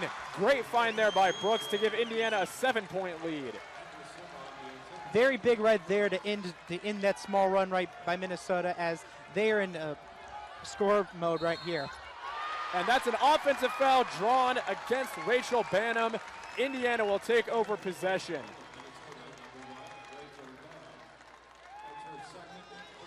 Banham a little upset with that because usually in a charge the person falls down, but Anderson is not gonna fall down on there, but still a good call right there as that was clearly a charge. Brooks over to Agler, who kicks it back to Lycum. Anderson trying to get possession down low, but Zoe won't hear that. Lycum up and under, good, knocks it down. Indiana with a 9-point lead, just under 4 minutes remaining in this game. And Rachel Banham and the Minnesota Gophers have to get things going now. Banham shoots for 3, count it! 67-61, Banham's 24th points of the game, and a big shot there to get Minnesota right back into this. Yeah, and on the other end, Lindsay Lycum really showing her potential right now. This is kind of her breakout game right now. Made 2 threes in the first half, and right now in this right here, she's done a great job with rebounding and facilitating. Certainly true, and we will take a quick break, but we'll be right here. With 3:46 left in this ball game, Indiana with a 6-point lead. Stick with us.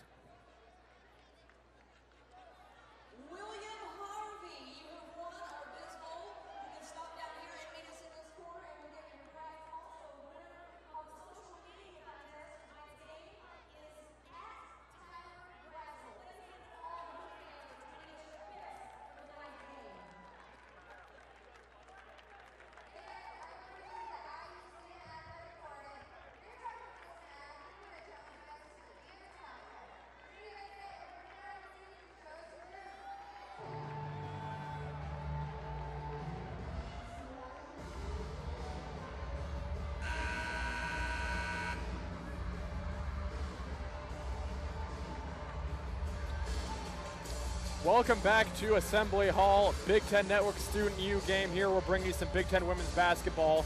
Let's take a look at Indiana's upcoming schedule. They go to number 16 Penn State, then travel to Iowa, who they defeated earlier in the season, then a home game against Northwestern, on the road again at Illinois, then 2 home games against Wisconsin and Penn State. Definitely a very tough stretch of games for Indiana with 2 games against the number 16 ranked team in the country. Yeah, and you could definitely tell with that kind of schedule ahead that this game kind of was much of a must-win, and it'd be very helpful for them if they were able to hold on. Anderson with the ball up top, who kicks it over to Agler. And there's a steal by Minnesota and a foul called against Lycum.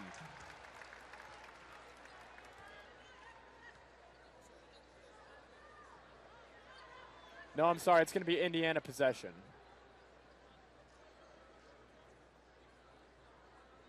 Kurt Miller conferring with the referees about something.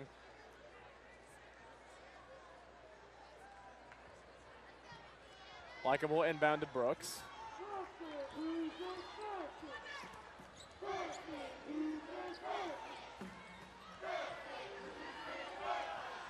Aguilar with the nice move. Tries to dish it down low, but the pass is too high for Anderson, and Minnesota comes away with the steal, trying to cut into this 6-point Indiana lead. Zowie down low, up and in, and it's good. And this game has gotten very close very quickly. Just a 4-point Indiana lead as Laren Brooks runs the ball up the court. Indiana needs to be smart with their shots right now.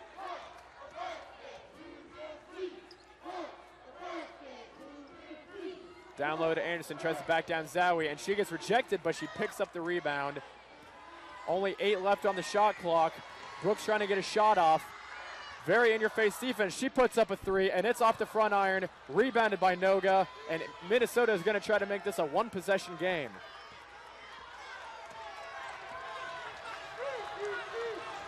Do you think they try to feed the hot hand with Banham, or do they go somewhere else? It looks like they're going somewhere else, and she draws the foul. That's number 3, Shane Mullaney, and she will go to the line for a pair to try to make this a 2-point game with just under 2:30 left in the ball game. Yeah, very interesting to go with Mullaney with her right there. Mullaney only has 1 point in this game so far, so it was a very interesting to go with her. Let's see if it pays off. She knocks down the first one, and it's a 3-point game. And here's Minnesota's upcoming schedule. They're going to take on Wisconsin at home. Then they travel to Penn State versus Iowa at home, at Michigan versus Illinois, and then at Wisconsin. Quinn, what do you think Minnesota is going to do in that stretch of games? They need a big win here. They definitely do, but their schedule's a little bit more easier than Indiana's. Indiana's very road favored in the next couple of games. Minnesota has a couple of home games that they can win there, but this is a must-win for both teams Brooks right now. draws the foul, and she will go to the line for 2. Just slightly over 2 minutes left, and this is a 2-point game. It looked like Indiana had this game well in hand early on in the second half, but Minnesota has come back thanks to some free throws and some timely 3-point shooting and some great defense, forcing a lot of turnovers in the second half. Yeah, and Amanda Zawi has been excellent right there. She has 17 points, 5 rebounds, 5 blocks in this game. And, of course, Banham, the wooden watch, 24 points, 5 assists, but 5 turnovers as well. So she's been a little hit and miss. Zowie has been as good as advertised defensively as Brooks makes the first but misses the second, and it's still just a one-possession game inside 2 minutes. Minnesota with the ball. Kicks over to Banham, who goes down low to Zowie, who goes up and in for 2. And Indiana's lead is down to just 1 with 1:50 left in the ball game. And you could see right there that the interior defense scooted up a little bit because of Banham having the ball, leaving Zowie wide open in the low post. Screen there, mid-range jumper, no good. Pulled down by Banham, and Minnesota is going to have a chance to take a lead with under 1:30 left in this game. Noga with the ball, Brooks on her. Back out to Mullaney, who sets up the offense. She can't get around her defender, number 23, Alexis Gassion. Up and in, Zowie lays it in, 69-68. Minnesota retakes the lead, 1:09 left in the second half. What a comeback by Minnesota. Yeah, down 10 multiple times, and Minnesota has been able to come back. They fooled Indiana with the same play yet again by dragging the defense towards the perimeter and then feeding Zowie down low. Indiana has had 3 different players in double digits so far today, Brooks, Aguilar, and Lycum. Who do you think they go to down the stretch offensively? Well, Brooks is obviously the ball handler for this team, the leader of this team, leading scorer, everything for this team. She needs to make the decision with this, whether it's her shooting or setting someone else up to shoot. To take a look at the field goal percentages in this game, Minnesota shooting exactly 50%, and Indiana is struggling from the field, 39.1%, but they have made 6 more three-pointers than Minnesota has, although Minnesota has made 7 more free throws. So this is not necessarily the game Indiana wanted offensively after that poor shooting performance in their last game against Purdue, shooting just 25% from the field and getting handed a very bad loss. So we'll see if Indiana gives the ball to Brooks their leading scorer, or if they ride the hot hand of Agler or possibly even Lindsay Lycum. They have a lot of options here offensively. Well, I actually a little disagree with the shooting. I think after shooting 25%, 39% is very good from 25%. You could still win when you shoot around 40%. It's a little hard, but you can still do it. Especially if you're making 10 threes in a game, that's for sure. Indiana will inbound here. They put Deloshin for a low post person to try to make sure that Zawe doesn't get any more easy buckets. Brooks takes it to the hoop. Layup, it's good. Indiana retakes the lead. We're under a minute to go. Set up for a fantastic finish here. Indiana with a 1-point lead. Bantam takes it strong. Up and up. No good. Offensive rebound. Tapped around. Noga comes down with it. And it's a jump ball. Possession arrow favors the Golden Gophers. They will maintain possession. 29 seconds left on the shot clock with 46 seconds left in the ballgame. Indiana with a 1-point lead. That was a very key right there to have the possession arrow right in their favor right there. If Indiana had gotten the ball right there, it would have been either foul time or just trust that Indiana doesn't make a three on the next possession. And the crowd's getting on their feet. They're excited for a great finish here. We're excited too. 1-point game, 46 seconds left. Minnesota has the ball, and they will try to take a lead in crunch time. Quinn, who do you think Minnesota will give the ball to in this scenario?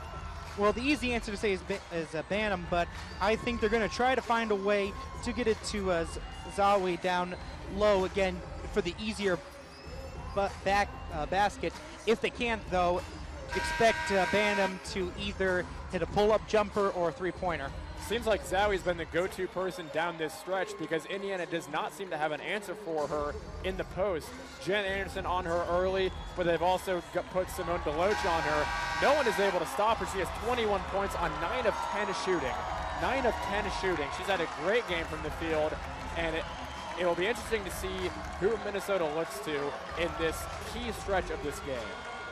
And we're set up to play again. Noga will inbounds it.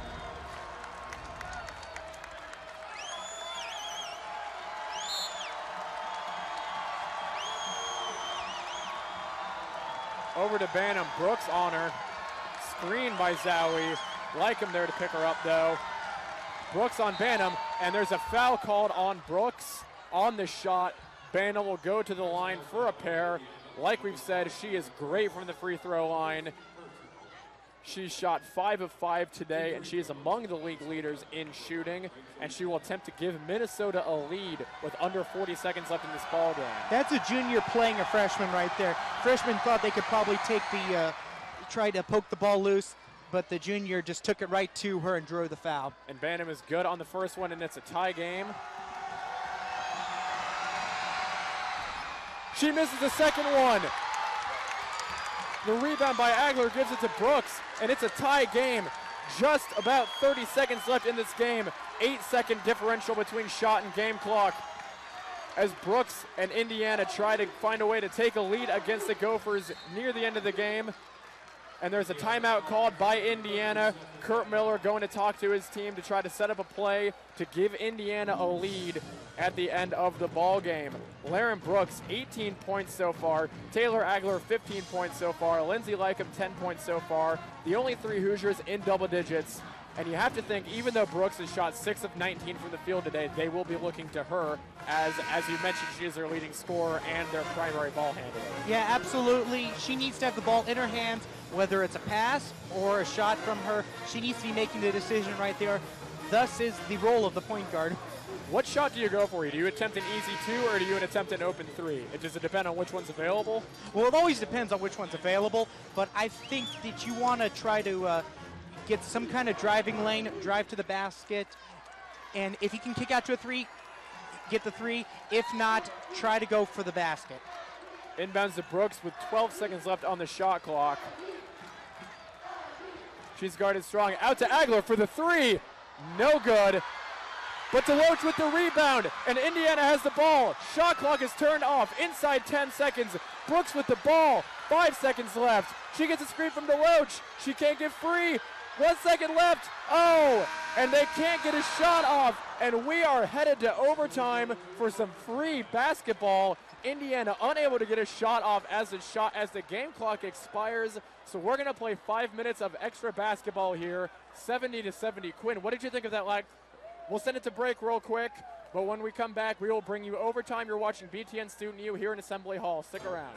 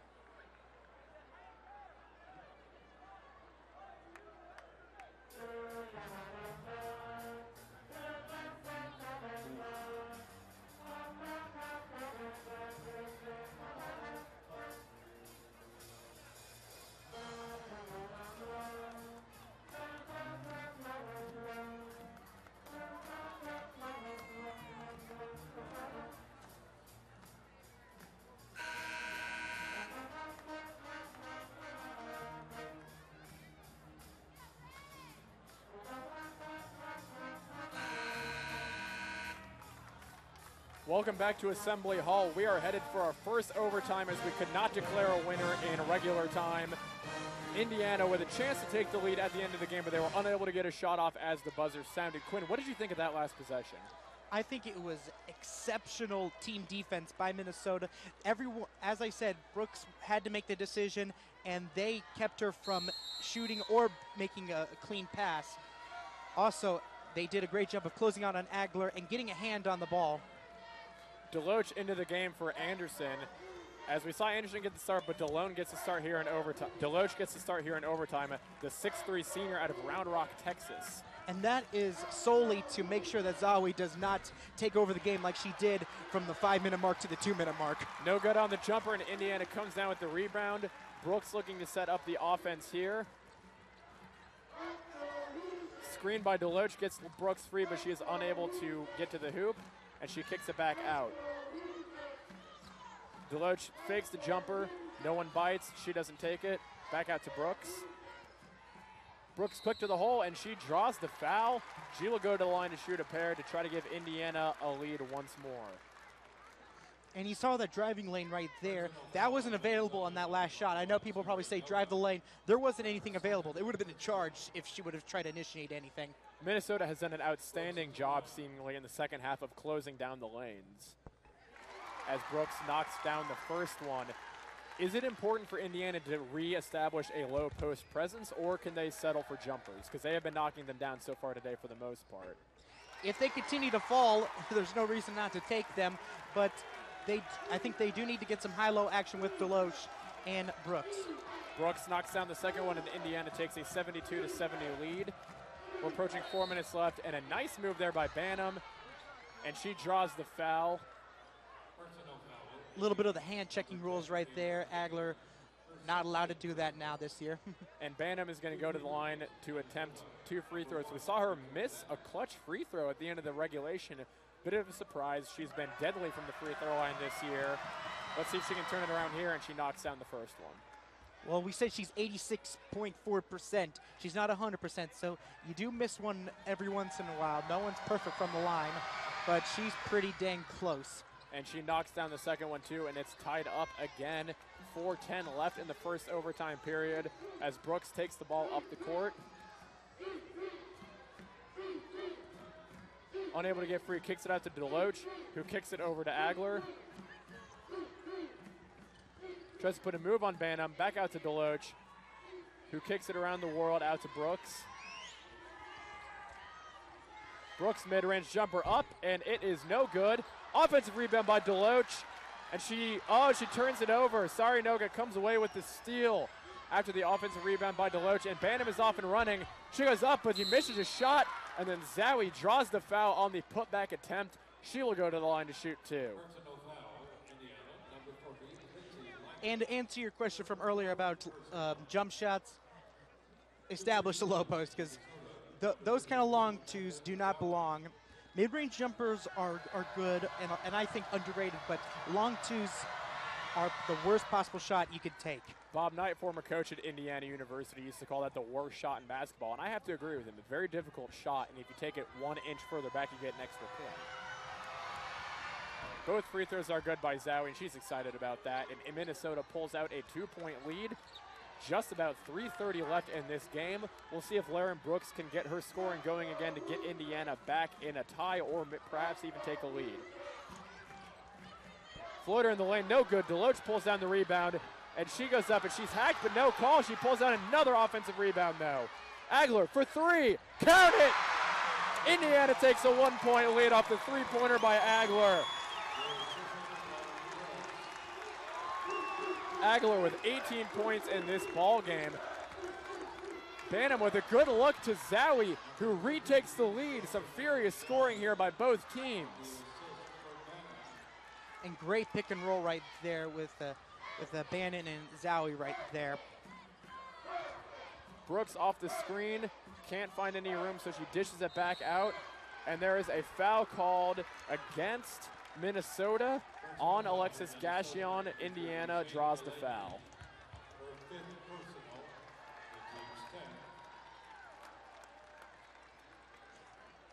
And that will actually be the fifth and final for Shane Mulaney. So Mulaney has fouled out, according to our color man Quinn Saturday. And Kurt Miller and Pam Borton talk over some strategy with their team in that brief little timeout.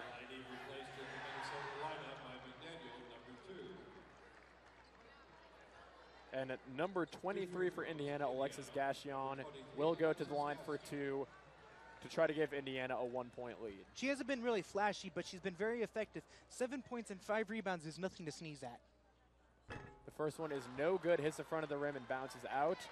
So all she can do here is tie it.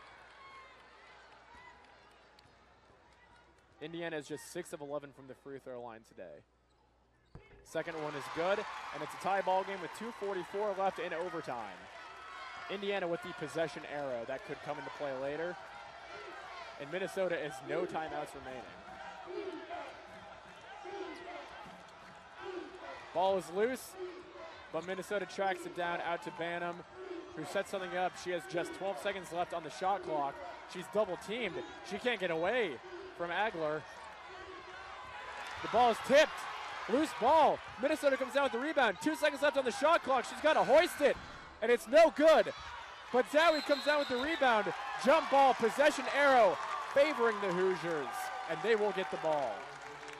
And even though they get the possession, that's not the kind of possession you want the jump ball to work on. You'd rather want it in a situation where you don't have control of the ball. She could have easily gotten that ball and just had a regular defensive rebound and saved that possession arrow for a later time. Especially in these close games, the possession arrow definitely comes into play. You see athletes diving for loose balls. 3 on the way by Lycum, and it's no good. Rattles out, but Deloach tracks down the offensive rebound, and she has been as good as advertised on the boards, pulling down many offensive rebounds for the Hoosiers to set up second chance opportunities. As we said, she is the team's second leading rebounder. She has 8 so far in this game. Brooks fires up a wild shot that is no good, and Minnesota gets possession. Bantam trying to set up the offense here.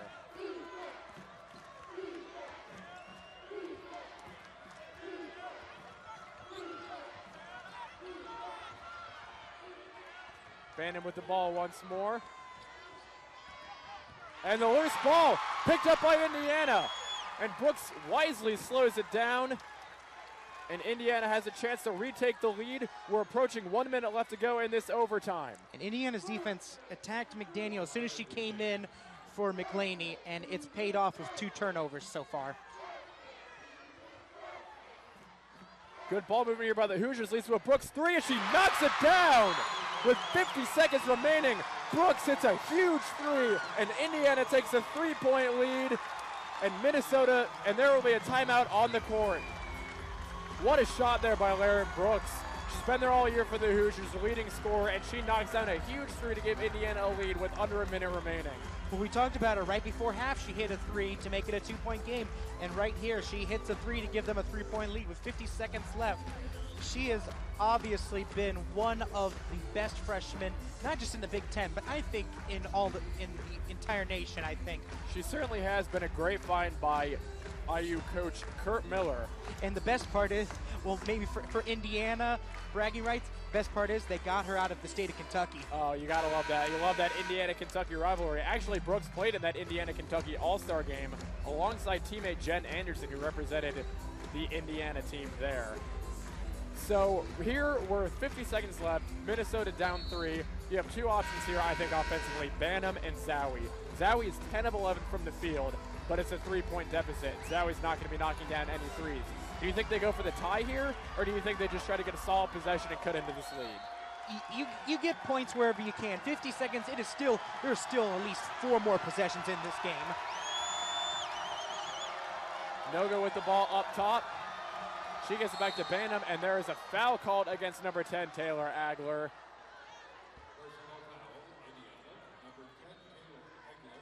And Banham heads to the free throw line for a pair to try to cut this lead to 1.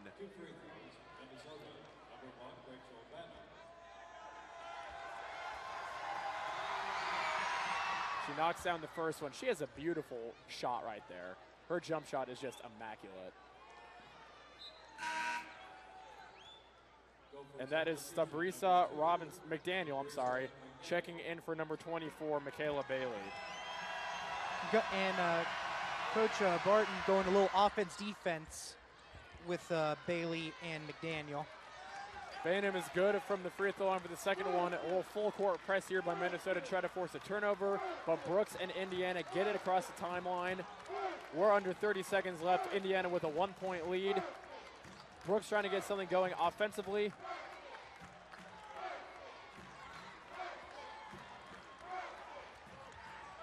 Brooks over to Lycum, who kicks it to Agler.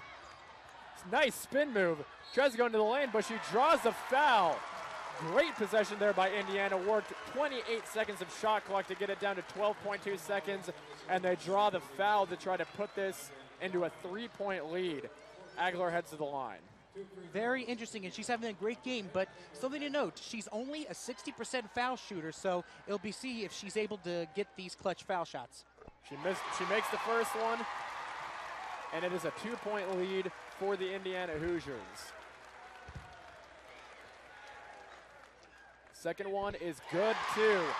3-point lead for the Hoosiers. And you think Minnesota either tries to get a quick 2 here and a foul, or do they just go for the 3 for the tie as time expires? You go for whatever, again, you go for whatever shot is open right now. The 3, if the 3 is available, you take it. If you can find Zowie in the post, you get it. Right now, but as much as we talk about Lauren Brooks, Agler has had an amazing game. 19 points, 7 rebounds, 2 assists. Great defense on Banham. Couple of fouls, but what do you expect when you're facing a Wooden Award Watch player? She's done an excellent job, very underrated player, and her and Brooks make a fantastic backcourt for Indiana. They have been big workhorses here for IU so far this game. Both of them with 43 minutes played. That's out of 45. They have to be very tired, but they are still producing down the stretch. Are Agler and Brooks both. And we're about to set up for what could be a final possession here for the Minnesota Gophers. It will be interesting to see if they go for the quick shot or if they run the clock down. Banham takes the ball up court. We're inside 10 seconds. Big screen there by Zowie. Banham, long 3, no good off the rim. Loose ball, and it goes out of bounds, and it's Indiana ball with 2.5 seconds left. Big defensive stand there to get the rebound by Indiana, and it looks like this game might be out of reach for the Gophers, barring a turnover here on the inbounds. and they get the ball in cleanly, and Brooks is fouled immediately by Sari Noga. She will go to the line to try to put this game away. Just over 2 seconds left, and Indiana has currently a 3-point lead. Laren Brooks, just as good as Rachel Banham, 84.5% from the line as well. She's 5 for 6 in this game right now. She just needs to make one to make this game out of reach. And she makes the first one, and that might do it for the Minnesota Golden Gophers. Laren Brooks had an outstanding game thus far. She currently has 23 points pending this free throw. She has 24 points, 10 assists, and 6 rebounds. Great game by her, and that is going to do it. The Indiana Hoosiers knock off the Minnesota Golden Gophers in overtime by 5. What a game here today. But we're going to say goodbye from Assembly Hall. For Quinn Saturday and for the crew here, I'm Josh Wachtel. You've been watching BTN Student U. Thank you for watching.